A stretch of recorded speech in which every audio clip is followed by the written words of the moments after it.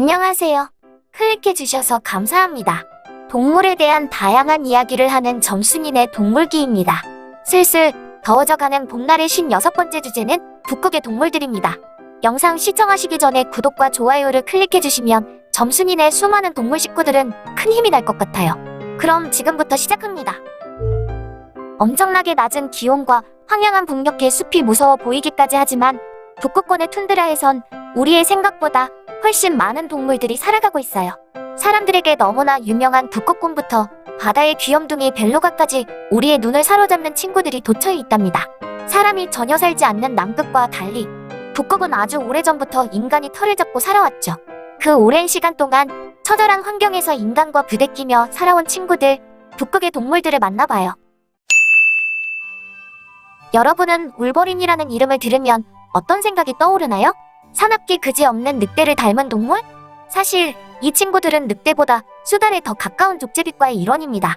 그리고 당연하게도 얘네들은 이 아저씨하고 그닥 큰 관계는 없어요. 굳이 공통점을 찾자면 발톱을 숨겼다가 꺼냈다가 할 수 있는 정도? 그 발톱도 사냥보다는 나무에 오르거나 땅을 파는 데 사용합니다. 사냥은 더 강력한 이빨로. 스라소니는 다른 큰 고양이들만큼은 사람들에게 알려지지 않았고 고양이과 동물 중에서 중간 정도의 크기를 가진 친구입니다. 캐나다 스라소니는 그중 가장 북쪽에 살고 있는데 눈밭에서도 쉽게 걸을 수 있게 긴 다리와 커다란 발을 가지고 있어요. 주로 북극 토끼의 사촌인 눈떠신 토끼를 잡아먹고 살죠. 그리고 사실 미국 땅에서 살던 캐나다 스라소니는 1970년대에 멸종되었답니다. 각고의 복원 노력 덕분에 지금은 다시 번성했지만 그러기까지 많은 어려움이 있었죠. 하지만 지금은 개체수도 충분히 회복돼서 멸종 위기에선 벗어났습니다. 이들이 날개로 내는 소리 때문에 휘파람백조라고도 불리는 고니는 번식을 위해서 매년 봄마다 알래스카로 이동합니다. 이 친구들은 가을이 시작될 무렵이면 이동을 시작해서 겨울 동안 해안선을 타고 긴 거리를 날아가 초봄에 알래스카에 도착하죠. 이동 기간 중에 고니는 사방이 확 트인 들판에서 먹이를 섭취하고 둥지를 틀 때도 시야가 확보되는 대양 근처를 선호합니다. 피식자들 대부분이 그렇지만 얘네들 경계심은 알아줄만 해요. 귀여운 걸로는 누구한테 뒤지지 않는 이 생물은 알래스카, 캐나다, 그린랜드의 북극 지역을 집으로 삼고 있어요. 겨울 북극 토끼와 여름 북극 토끼는 털색이 확연하게 다르죠? 주변 환경에 빛깔에 맞춰 털색이 변한답니다. 북미 지역에서 가장 큰 산토끼인 북극 토끼는 멸종위기 없이 지금도 번성하고 있어요. 항상 하는 얘기지만 잘 살고 있으면 됩니다.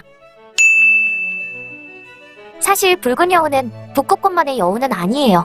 전 세계 사방팔방 웬만하면 어디서나 볼 수 있죠. 남극 빼고는 모든 대륙에서 살고 있으니까요. 우리나라에서도 아주 오래전부터 살아온 이 친구들이 다른 대륙에서는 생태계를 위협하는 동물 취급을 받기도 해요. 호주에선 토종 동물들의 씨를 말리고 있어 유해동물로 지정되기도 했으니까요.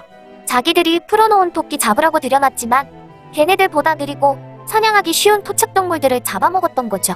자기들이 저질러 놓고 이제 와서 왜 난리인지 모르겠지만 어쨌든 적응의 대왕 붉은 여우는 북극에서도 잘 살아가고 있습니다. 북극 여우와 캐릭터가 겹치지 않나 하시는 분들도 계시겠지만 얘네들은 감히 북극 여우의 구역에는 못 들어갑니다. 북극 여우가 덩치도 더 커서 붙으면 그냥 깨질 뿐더러 그 동네는 너무 추워서 견딜 수가 없어요. 거기는 이름 앞에 북극이 붙어야 견딜 수 있는 동네예요. 이 유명한 친구는 알래스카, 캐나다, 그린랜드, 러시아의 얼음으로 뒤덮인 바다에서 살고 있죠. 그리고 이동하며 사는 일반적인 북극해의 벨루가 무리는 멸종의 위험에서도 비껴나 있습니다. 하지만 강력한 법으로 보호받고 있는 멸종위기 무리가 있죠. 이동하며 살지 않는 희귀한 벨루가 개체군인 이 친구들은 바로 알래스카 쿡후미에 사는 친구들로 단지 5마리만 생존해 있을 뿐입니다. 북극곰은 정말 다양한 이름을 가지고 있습니다. 바로 앞에서 이야기했던 벨루가는 지구상 대부분의 사람들이 벨루가라고 부르는 것과는 다르게 북극에 접해있는 모든 민족은 북극곰을 지칭하는 말이 다릅니다. 나눅, 시베어, 이스베른 등 이 다양한 이름의 장엄한 동물은 멸종위기 취약 단계에 있고 미국 멸종위기 동물 보호법의 적용을 받으며 강력한 보호 속에 살아가고 있죠. 북극 타피어 포식자가 어떻게 이런 지경까지 왔는지 안타까울 따름이에요. 이 친구들은 다른 북극 친구들보다 조금 넓은 범위에 걸쳐 살고 있어요. 알래스카, 캐나다, 그린랜드, 러시아는 물론이고 노르웨이 북부지방에도 털을 잡고 살아나고 있으니까요. 우리말로 삼림술록이라고 불리는 카리브는 사실 우리에게 생소한 친구가 아니에요. 길들여서 사람이 기르면 술록이고 야생에서 살아가면 카리브랍니다. 이 친구들은 암수 모두가 뿌리 있는 유일한 사슴과 동물이죠. 먹이를 찾아 이동하는 동물인 카리브 역시 생존의 위협을 받고 있어요. 개체수가 점점 줄어들고 있죠. 이들의 주먹이는 이끼이고 겨울이 오면 눈 밖으로 드러나 있는 이끼를 찾아 남쪽으로 이동합니다. 점순이도 여러 번 다뤘던 바다의 유니콘, 일각골에는 빙하가 가득한 북극해를 터전으로 삼고 살아가는 동물이에요. 아직도 이 친구들의 사냥 방법과 육아에 관해서는 많은 부분이 미스테리로 남아있지만 그래도 저 거대한 엄니의 용도에 대해서는 어느 정도 밝혀졌죠. 이 친구의 엄니와 생활이 궁금하신 분은 우측 상단에 카드를 띄워놓을 테니 클릭해보세요. 흰올빼미는 북극에 살고 있는 새 중 가장 큰 친구입니다. 그들은 예측 불가능한 이동 패턴을 가지고 있어서 북극에 살던 친구가 미국 본토 남부에서 발견되기도 하는 등 종잡을 수 없답니다. 그리고 흰올빼미의 새끼들 역시 다른 하얀 친구들과 비슷하게 어렸을 땐 회색 털을 가지고 있죠. 나이가 들어가면서 눈 속에서 완벽한 위장에 효과를 주는 흰색으로 변합니다. 이 친구들의 주식은 작은 포유류인데 특히 레밍을 좋아하는 걸로 알려져 있어요. 사실 해리포터 좋아하시는 분들은 이 친구가 친숙하실 거예요.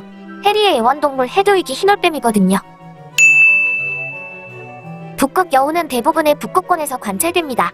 아이슬란드의 유일한 토착 육상 포유류이기도 하죠.